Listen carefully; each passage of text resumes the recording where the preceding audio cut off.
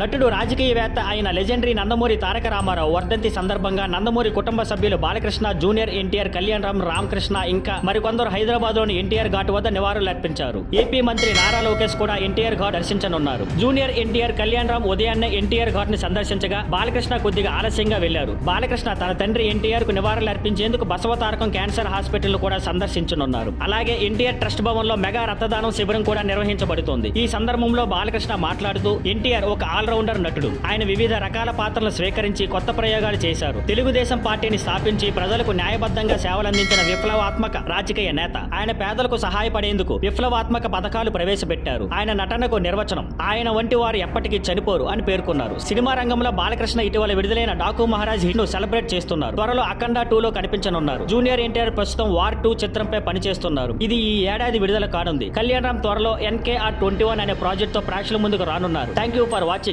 Please like, share and subscribe.